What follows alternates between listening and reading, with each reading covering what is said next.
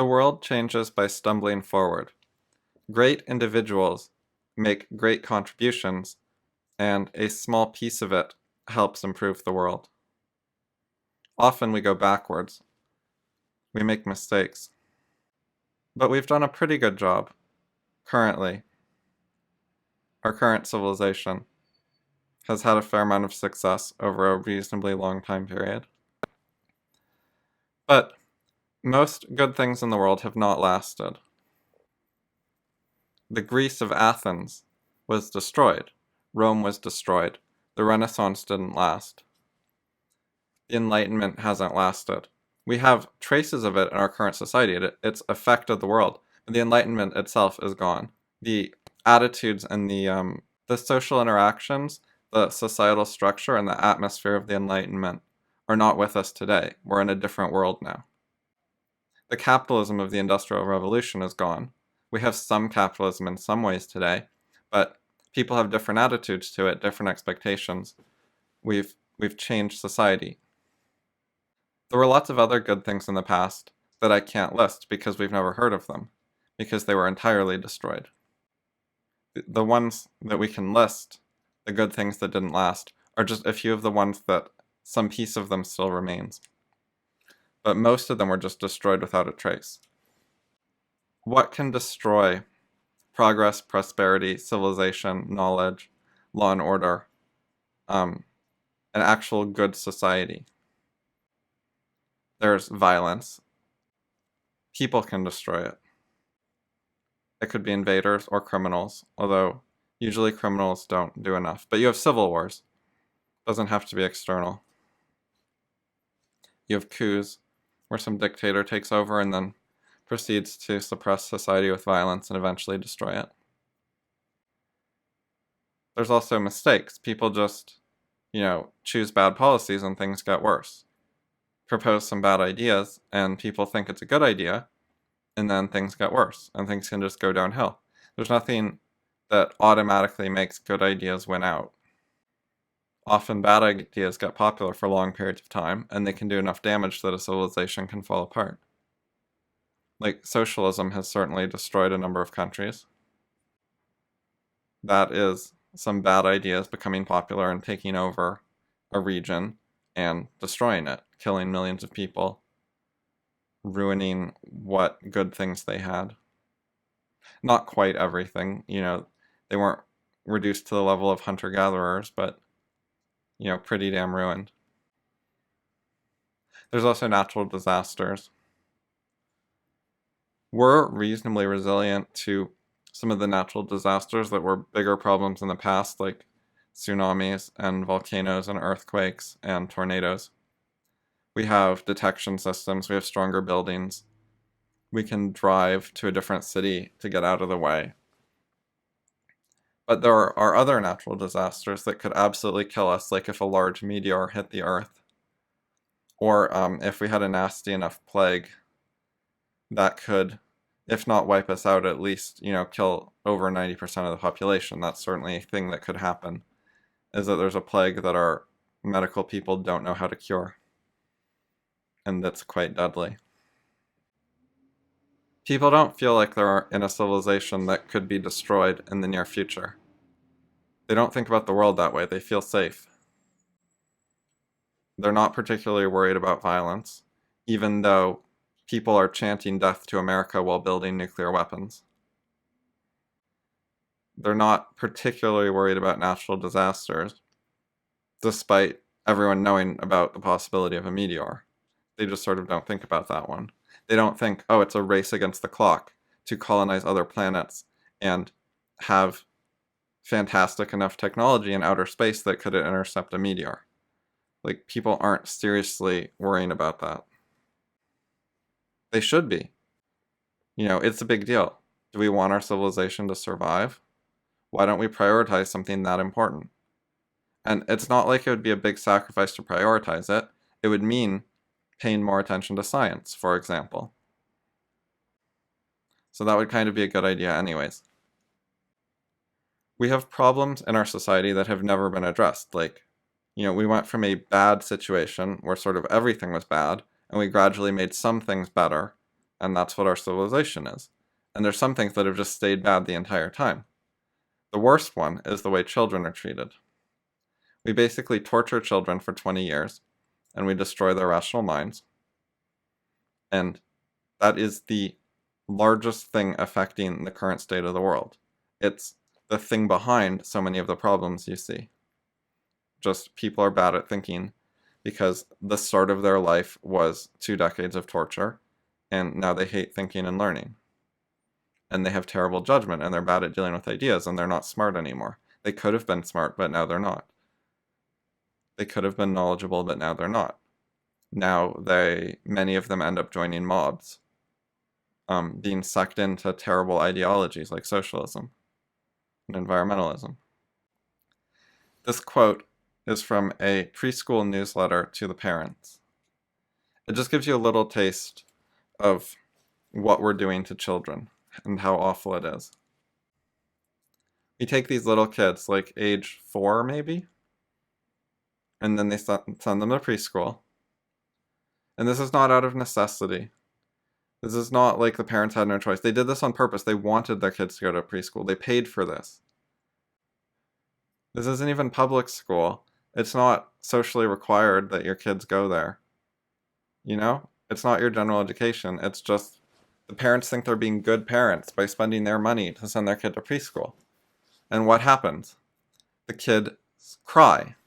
Literally cry. They have attitudes the teacher doesn't like.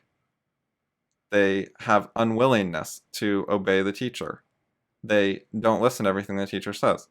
They don't obey all the rules. They do things like talk instead of sit still and quiet. Try to think about how awful that is. These are people. They have rights. They should have freedom.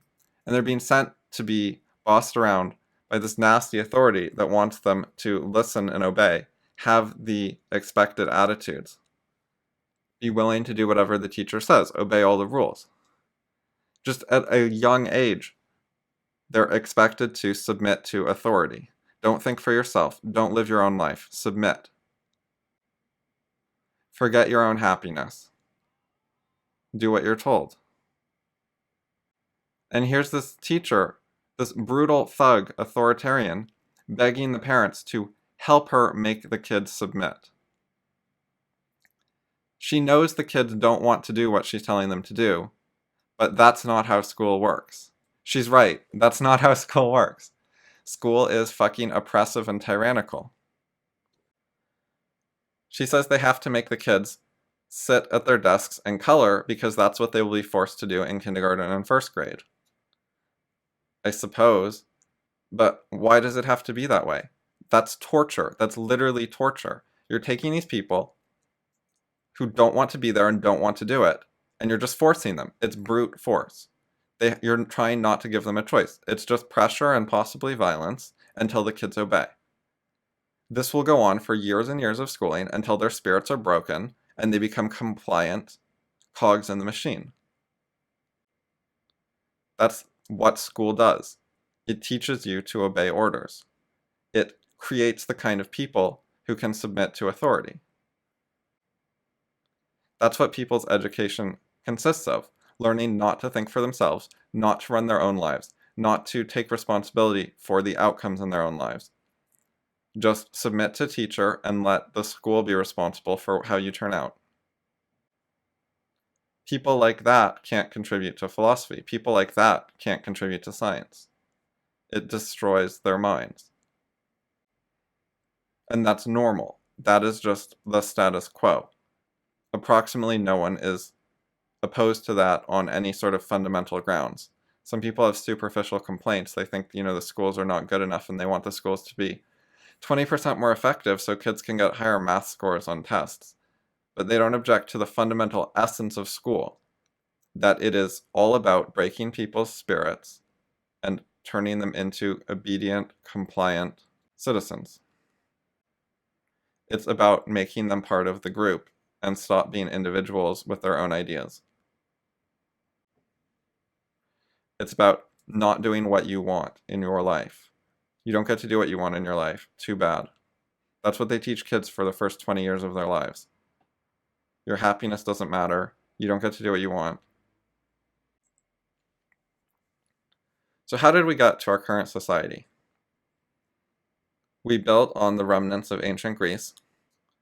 There were many small stumbling steps, including a lot of missteps. Sometimes we go forward, sometimes backwards. But overall, we managed to gradually, evolutionarily, reform our society's traditions over a long period of time and make things a little better here and there until we got where we are today. That's the overall process. There's also been a lot of luck because we've been in existential danger the entire time and we're still here. And that was not guaranteed. There are things that could have wiped us out, like World War II. But plenty of other ones. That's just one of them. There's Napoleon and the French Revolution. There's that stuff too. There's a variety of things. And they're not all just, wars and giant political events. There have been bad ideas that could have caught on more. And just like small changes, like what if the Americans hadn't fought for their independence? What would have happened? It's possible things would have turned out well, but, maybe not. Or what if they'd lost? Or what if we lost the Civil War? There's so many things that could have gone wrong. What if slavery became more popular? What if it spread throughout the country and we just decided it was okay? Then we'd be living in a different world today. Progress has come from great individuals. Groups don't create things. Individual people create things. You can't put your heads together and create ideas. You can have discussions and collaborations to some limited extent, and they're helpful, but the primary act of production or creation has to come from some individual who comes up with a good idea. And then the implementation, where you have an assembly line, for example, to build a bunch of the invention, that involves a lot of people and they help and it's great, but the actual core essence of the thing is the idea, the knowledge. That's what really changes the world. And the brute force labor that follows it is more of a collective effort, but it's insufficient. The labor without the idea could not make a great world. Now, where do individuals get their ideas? It's not from their genes. They're not born that way. They have attitudes that are very different than the ones taught at school. They have moral ideas about individual rights and the pursuit of truth and being willing to break taboos and question things. Are you the questioning type or the obedient type? That makes a huge difference to whether you're going to contribute any important ideas to the world.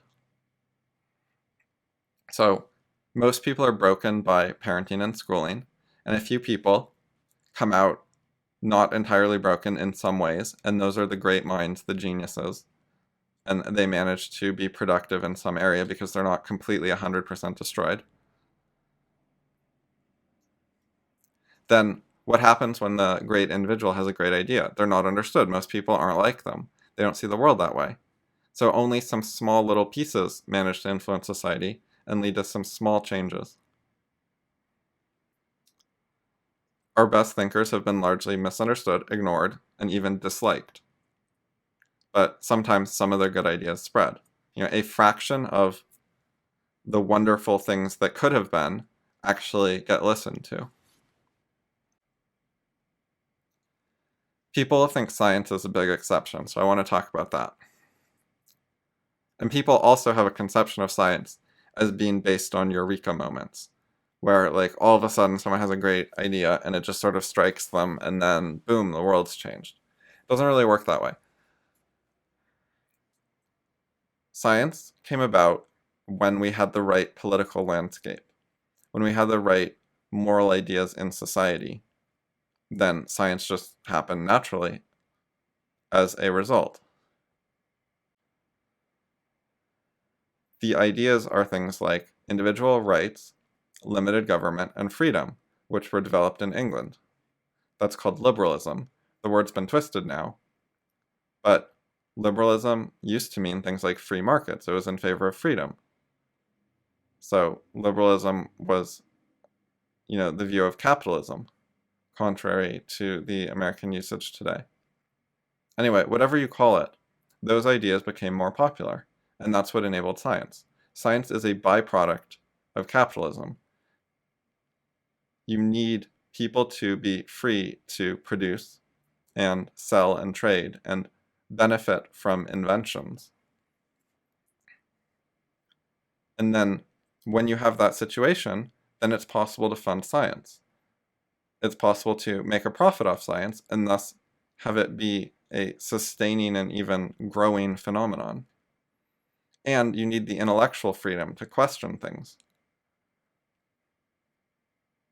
Both the economic freedom and the intellectual freedom are crucial. And you need some level of prosperity to have science. If 90% of people are farming just to feed everyone, then you're going to have a lot less science. If you have a more productive, richer society, where only 10% of the people have to be farmers in order to feed everyone, there's a lot more resources available to put into things other than farming, such as science.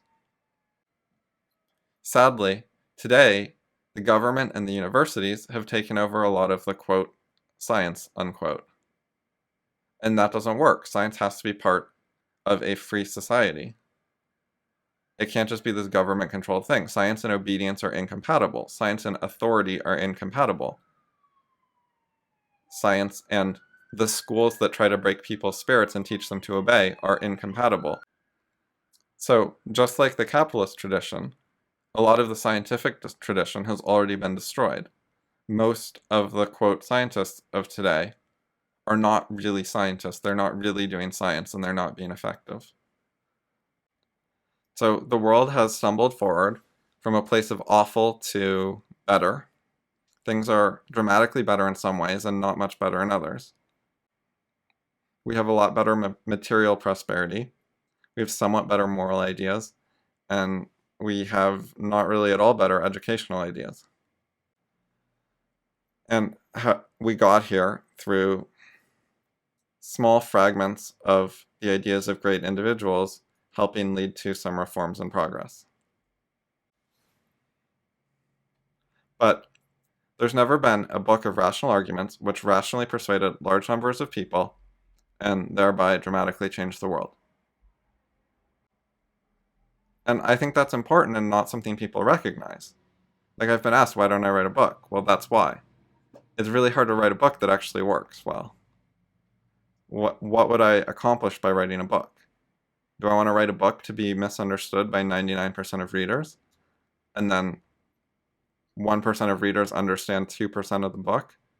And in 100 years, a couple of my ideas have slightly helped society? I mean, that's better than nothing, but I can think of outcomes I would prefer to that.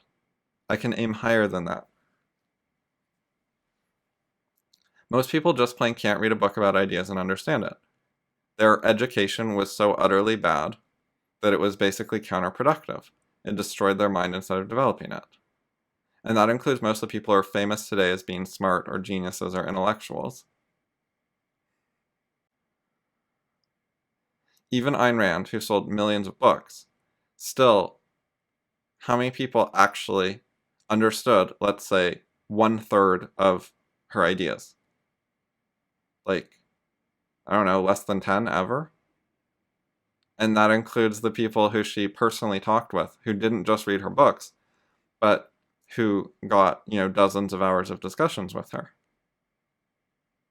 If it was only the books, it would be a lot worse. Like, Leonard Peikoff, we could count as understanding more than 1/3 of her ideas. He has major flaws, but let's call it 1/3, sure. I think that's fair. But that wasn't due to reading her books. That was due to, 30 years of discussions. If Peikoff had never met Ayn Rand, he'd just read her books, but he'd never had a conversation with her, he would not have understood much of objectivism. That wouldn't have happened. The books would not have been good enough. So, I'd like to teach the world to think better. I'd like to help it be more rational. I think I'd have a better time dealing with more rational people. And I don't want to die. I don't want my great-grandchildren to die. but they will if we don't change the world. If we continue with the method of stumbling forward and sometimes backwards and relying on some level of luck to not get wiped out, then our great-grandchildren are going to die of old age, if nothing else. Possibly of violence, though. There's certainly violent threats that we're well aware of, like Iran.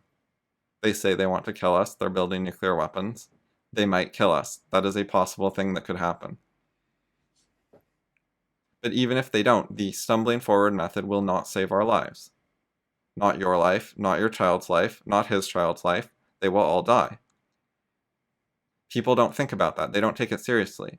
Like, it's not controversial. Like, no one denies it. They expect death and they accept death. They have, through 20 years of torture, become compliant individuals who just accept things as they are, and they don't really think for themselves and pursue happiness in a serious way.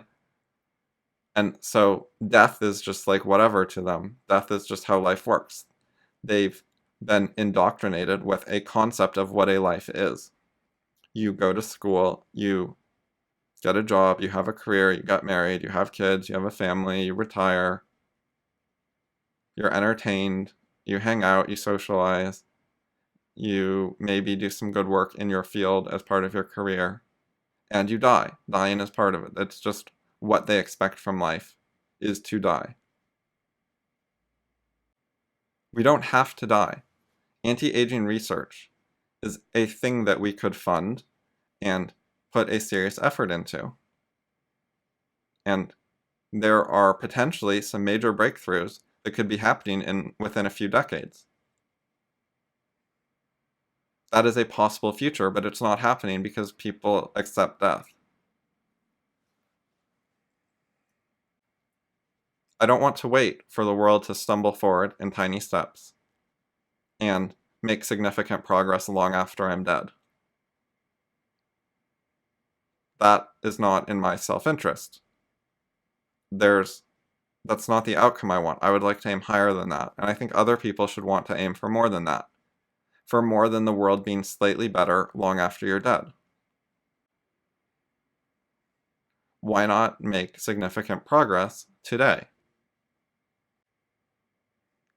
Plus, the stumbling forward method of very slow evolutionary progress, sometimes little steps forward, sometimes missteps, lots of confusions and misunderstandings. That method might not work. If we just wait around and make tiny contributions, civilization might get wiped out. We might not make it. There are a lot of dangers that could just ruin our civilization, like meteors, socialism, environmentalism, anti-Americanism, and psychiatry. Not to mention our educational practices and the way we treat children. And there are external dangers, like terrorism and jihad and nuclear weapons. Not to mention like China and Russia. And there's mass immigration. That is a serious threat to our civilization because people are flooding into the West who don't have Western values, and many of them are not learning Western values. What happened to the melting pot? We're not assimilating people well. And a lot of these non-Westerners are having a lot of kids, while a lot of Westerners are having kids at less than the replacement rate. So what happens in the future when only 20% of the people living in the West actually have Western values? If we don't start assimilating people, that's what the future could very well be. If we don't close our borders or get much, much better at assimilation, then we are in existential danger. And people don't want to think about that. Only in America is Trump very popular. Only in America are there actually a ton of people who are willing to say, hey, this immigration thing is a problem, our values are important, we don't want a bunch of people here who don't share our values. Europe is being destroyed. It has no-go zones. And yet Trump, who stood up to that, is laughed at, mocked, and hated by most of the world's population. And even in America, there's a huge contingent of people who are completely anti-Trump. And Trump's not even doing a great job. He's not being super effective. He's not really following up on building a wall. And they still hate him. Just because he isn't running us into the ground as fast as Obama was. So what can I do about this? Teaching society to think better is really hard. People don't want to learn. School was awful. Their parents hurt them for 20 years. People end up hating criticism. They don't want to know about their mistakes. They don't want to change because of their childhood experiences where criticism was an attack. Mistakes were punished. They were told to obey, not to think for themselves, use their judgment, and try to change for the better. Obedient, compliant people change when authority tells them to change, not when there's a rational idea. Just coming up with some great ideas and writing them down isn't good enough. That will not fix the world. If a few percent of readers understand a few percent of the content of a few books that I write, that's not going to fix things. It would be like a little help, but it's not going to rapidly, significantly change the world. When Atlas Shrugged came out, Leonard Peikoff thought it was going to change the world. That within a few weeks, everyone would just be like, oh my god, you're right. But Ayn Rand knew that it wasn't going to, that most people were going to hate it, that even most of its fans wouldn't understand it very well, and that not much was going to change, and she was right, of course. So what have I been doing? I've studied ideas, I've learned a lot. I now have a big lead. I can out-debate anyone in philosophy. No one can keep up with me in an argument about which philosophy ideas are correct. And philosophy is the most important field because it involves things like how do you reason, how do you judge ideas, how do you learn, which are needed in every other field. Consider sports.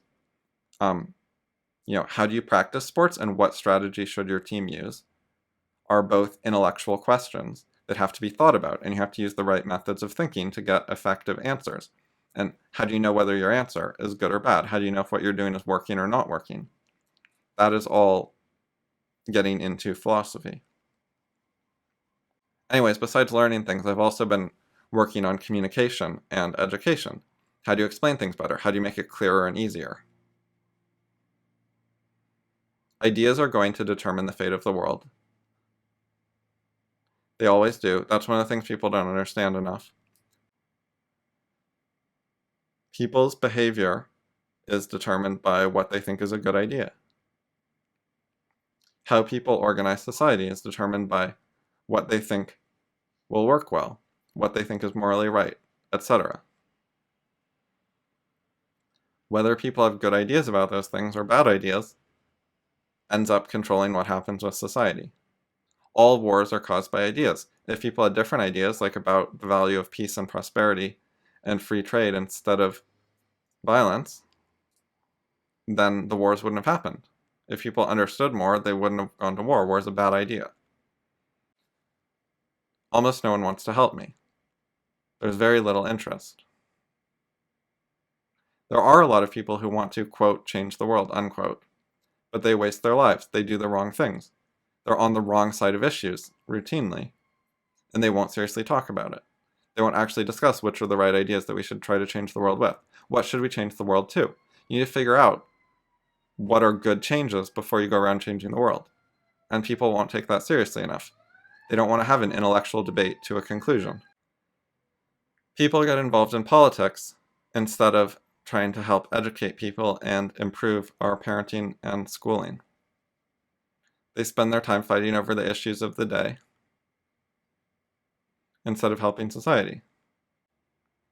They're not good enough at judging the issues. About half the people involved in politics are on the wrong side, and that's in America, and it's worse in other countries. People don't try to figure out what the truth is enough, and then all their activism is counterproductive if their ideas are false. So there's a lot of interest in, quote, changing the world in some vague, unserious way, but there isn't enough serious truth-seeking effort. And so there's virtually no one interested in helping me or learning from me. There's virtually no one seriously interested in studying David Deutsch, Karl Popper, Ayn Rand, etc. Take your pick of the world's best thinkers. Edmund Burke, William Godwin. People study Kant, Plato, and Aristotle, but not very well, and they can't write good essays as a result, and they can't debate it and actually argue their point. They just study it like, let's learn a bunch of different people's opinions. Forget about the truth. Let's just learn what Kant thought, and what Hume thought, and what Locke thought. Like, that's not rational, that's just studying history. That's not actually being good at thinking. Current books, like The Beginning of Infinity, aren't being very effective at changing the world. And that's partly their own fault. People read BOI, and they think they understood it, but they didn't. They expect that the method of reading the book should let them understand it. The book doesn't tell them that that's wrong, that they'll have to extensively study it and have online discussions if they actually want to understand it. The book doesn't tell them that their own education was counterproductive and they basically need to forget what they learned in school and start over trying to learn how to think. And that is required to be able to think about the ideas in the book similarly to the way David Deutsch does. Of course, if the book said all that, it would have virtually no readers. It probably wouldn't have gotten published by a major publisher. People don't want a book that tells them how fucked up they are. People don't want to hear it. So you have a choice between a book that flatters people and isn't very effective, or a book which tells the truth and alienates everyone and offends them. People are complacent. They're complacent about aging. They're complacent about existential dangers, like jihad, socialism, and meteors. They don't want a book telling them that the sky is falling. They don't want to hear it. They think everything is reasonably okay. And they don't know how to evaluate claims about these things. They deny the danger. They haven't rationally studied the danger. They don't know how to rationally study anything. Some people complain about schools, but they just care about practical problems. Like the schools don't have enough iPads instead of old, outdated textbooks. Shit like that. That's not really the real issue. That class sizes are too big, and people's test scores aren't high enough. In other words, when they complain that test scores aren't high enough, they mean the kids aren't obedient enough. The kids aren't just spending all their time memorizing what they're told to memorize and reciting it back verbatim on tests. Saying the test scores aren't high enough is basically saying that kids aren't obedient enough. They want schools to be worse. They want schools to be more effective at making everyone a, quote, good student, at making everyone comply and obey, sit still, do what they're told, listen to the teacher, study what you're told to study, believe what you're told to believe. So I'm asking for help. I'm pleading. Won't anyone listen? Think of your children. Think of your grandchildren. Think of the world. Do you care about the fate of the world? You could donate money. That would help. But what would really help is good ideas. We need people to learn things and contribute intellectually. We need people to help spread good ideas. And to do that, they have to learn good ideas first. And they have to actually expose those ideas to criticism, be involved in critical debates. You don't have to be a genius to learn or think. Everyone can learn anything. That's one of the good ideas that you probably don't know about. You probably doubt that, but if you tried to have a debate with me about it, you would lose. You wouldn't know what you were talking about. There's methods of actually checking who's right. There are ways to debate and see which ideas can stand up to criticism, which ideas have the arguments on their side, and which ideas have refutations they can't actually answer that no one has any answer to. But people don't want to participate in that method in a serious, organized, thorough way. So anyways, to learn, what you really need is not to be a genius, it's integrity. You need to put in effort in an honest way into learning, and you need to be kind of reasonable. Not super smart, just reasonable. People are very dishonest, though. They don't want to think about these things. They lie about the state of the world. They lie about what kind of person they are. They lie about how much they know. They lie about what problems they have in their life and how bad it is and how happy they are, and so on and so forth. And if you lie that much, then you're not going to be able to help. you'd have to stop lying first. There are things that can help you stop lying. I've written things about it. Jordan Peterson has videos on YouTube, but that's hard, and it is not a solved problem to help people stop lying all the time. We don't have some great, super effective way to help with that. Otherwise, we already would have changed the world dramatically. So if you want to help, you're going to need to gather up a bit of integrity and put some effort into learning things. It's not like a PhD. It's reasonable, practical stuff that is truth-seeking. Not a bunch of formal jargon, but just clear ideas that you can actually understand yourself and that make sense. And if you're methodical about learning more and more of those, you could become a really smart, knowledgeable person and contribute. However, you might be stopped by your anti-rational memes, your counterproductive emotions, your indoctrination from your childhood, etc. That's the hard part. But if you're not badly broken, you would be plenty smart enough. It's not a smarts issue. It's a people are broken issue. Of course, you should try to help me primarily for your own benefit. Don't you want to try to get unbroken? Or would you rather just bury your head in the sand?